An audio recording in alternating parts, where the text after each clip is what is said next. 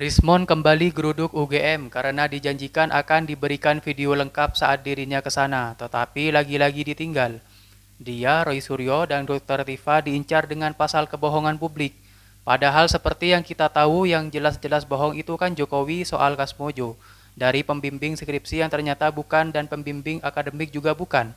Kalau tentang ijazah palsu yang disampaikan Rismond, kan masih bisa diperdebatkan, tetapi kalau pengajuan Kasmojo kan sudah jelas ada kebohongan. Pembohongan bidik orang untuk kena pasal kebohongan, agak janggal ya. Jadi Indonesia itu baru saja tuh dinobatkan sebagai salah satu negara yang paling tidak jujur dalam soal akademik ya. Dan kita itu berada di peringkat kedua, hanya berada di bawah Kazakhstan. Ini kok kayak kita yang negara ini kayak dalam kutukan gitu ya. Semua kita selalu dengar kabar beruntun tuh kabar buruk, nggak ada kabar yang baik gitu. Memang semua hal bisa dipetakan, dibikin model atau bahkan dibuatkan indeks tuh. Indeks kemiskinan, indeks demokrasi, indeks kerusakan lingkungan. Sekarang ada indeks lain yang akhirnya membuat kita antara marah, kesal, tapi sebetulnya indeks itu menunjukkan bahwa kita memang harus memulai mengembalikan fungsi riset, fungsi kejujuran di dalam riset, fungsi kritik di dalam metodologi. Itu yang membuat kita diakui di dunia sebetulnya. Nah sekarang dunia justru memeringkatkan kita di dalam kondisi yang betul-betul memalukan, bahwa kejujuran intelektual Indonesia itu nomor 2 unggulnya. Jadi unggul di bidang ketidakjujuran intelektual, itu maksudnya tuh berbohong di dalam riset, memalsukan ijazah, menyogok supaya lulus skripsi, membayar supaya bisa masuk artikel internasional. Kan semua itu bisa dibaca sebagai kondisi pariah di dalam lingkungan intelektual kita tuh. Di Harvard ada 700 orang Korea, 5 orang Indonesia. Di Columbia University, one of the best universities in the world, itu ada 1.200 orang Tiongkok, 11 orang Indonesia. Di Cambridge 750 orang Tiongkok, 700 orang Amerika, 450 orang Singapura, 400 orang Malaysia, 11 orang Indonesia. That's a reflection of our future. Harus bisa belajar di sekolah-sekolah yang hebat di dunia ini.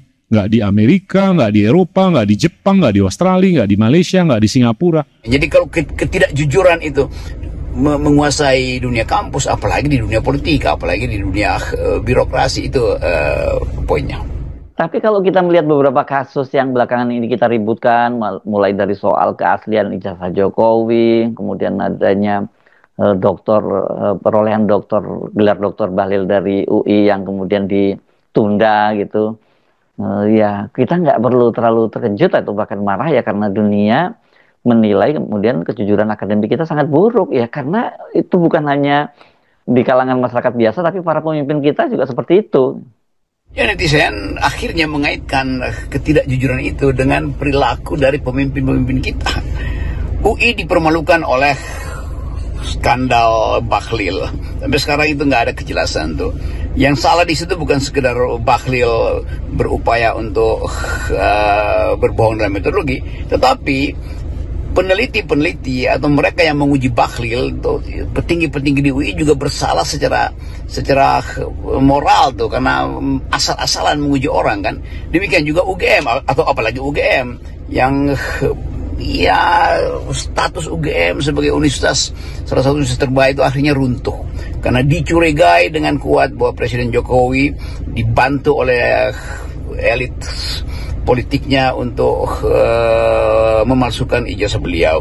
UGM tidak bisa membuktikan bahwa ijazah itu betul-betul sudah di screening dengan cermat sehingga bisa dijadikan sebagai tanda kelulusan mantan Presiden Jokowi. Jadi semua hal itu akhirnya terumuskan bahwa Indonesia ini, negeri ini hidup dengan pembohongan, hidup dengan kepalsuan, hidup dengan palsu memalsukan, hidup dengan berbohong. Itu akhirnya akan jadi ingatan kesadaran kolektif publik bahwa negeri ini negara yang memang tidak memiliki etika di dalam ketajaman berpikir, tidak memiliki semacam kemewahan untuk mengatakan bahwa saya ingin lulus dengan diuji secara ketat. Itu yang sering saya sebut bahwa tanda seorang pernah lulus itu, ya itu cuma tanda dia pernah sekolah, bukan tanda dia pernah berpikir. Ijazah itu tanda bahwa seseorang pernah bersekolah, bukan tanda dia pernah berpikir. Kan? Di Indonesia, bisa dibilang kurikulum SMA di Indonesia dibandingkan dengan beberapa negara lain, itu cenderung kita itu lebih susah, bro. Apakah itu hal yang baik atau buruk? Gua nggak tahu, gitu ya. Cuman, apakah perlu atau tidak, gitu. Apakah kepintaran akademis dalam tanda kutip, gitu ya, itu seperlu itu atau enggak? Ya mungkin perlu gitu ya, tapi kayak kalau misalnya ternyata kalau kita lihat dari Bicarakan kan banyak pejabat kita tuh baik di eksekutif, legislatif, di yudikatif, bahkan juga di kalangan Polri dan militer tuh kemudian mereka tuh berlomba-lomba mengumpulkan gelar dan kemudian yang bikin miris tuh menjejerkan gelar akademis itu di depan maupun di belakang namanya. Bahkan ini termasuk gelar kehormatan ya. Bahkan juga sekarang belakangan ini kan banyak juga yang menggunakan gelar profesor, ada juga profesor kehormatan yang kita nggak tahu sebenarnya mereka ini aktif di dunia akademis di mana gitu, karena profesor itu kan bukan gelar, sesungguhnya itu adalah jabatan untuk seseorang yang punya posisi dan mengajar di kampus gitu. Untuk apa sih semua itu mereka gunakan ya? Kan sebenarnya dengan katakanlah kalau mereka seorang jenderal gitu, atau mereka itu ketua MPR, ketua DPR, wakil ketua DPR, nggak perlu pakai gelar itu saja, kan mereka sebenarnya sudah punya posisi yang terhormat gitu. Memang ada niat lain, ada ambisi lain di belakang pemalsuan ini, yaitu keinginan untuk memperoleh tambahan gelar itu. Betapa banyak para pejabat yang sebetulnya harus mengurus birokrasi, tapi supaya naik pangkat, supaya ada gengsi, itu pergi sekolah ke universitas-universitas untuk dapat gelar tambahan S2, S3 segala macam, tetapi dengan menyogok mahasiswa S1 untuk membuatkan tesis atau disertasinya kan. Jadi buat apa sebetulnya ambisi untuk memamerkan gelar akademik gitu kan? Toh kita tahu bahwa pada akhirnya orang diuji di dalam cara dia berpikir. Kita bisa lihat nilai, oh dia orang ini ya kemampuan dia berpikir sebetulnya tidak cocok dengan gelarnya tuh, karena kekurangan kosakata, ketidakmampuan untuk cepat mengambil kesimpulan dari satu silogisme yang sederhana. Kan itu bisa kita lihat dalam debat-debat publik itu kan, di dalam talk show, di dalam wawancara, konferensi pers, sangat terlihat betapa dipaksakan untuk berpikir, padahal di depan dan belakang namanya itu berjejer gelar akademis. Jadi buat apa pameran gelar itu? Itu semacam festival of stupidity pada akhirnya kan. Kebodohan itu tidak mungkin diasuransikan sekedar melalui jumlah ijazah yang dia peroleh itu. Ya kita ingin sebetulnya perbaiki negeri ini, bahwa founding parents kita itu adalah orang-orang yang bahkan otodidak tapi mampu untuk berpikir secara metodologis, mampu untuk mengumpulkan pengetahuan dia, dan dia andalkan pengetahuan itu bukan demi memperoleh jabatan, tapi demi pengetahuan itu sendiri. Rismon Sianipar mengaku gagal bertemu dengan Rektor Prof. Ova Amelia dan Wakil Rektor Bidang Kemahasiswaan Pengabdian Kepala Masyarakat dan alumni Prof. Wening Udasmoro.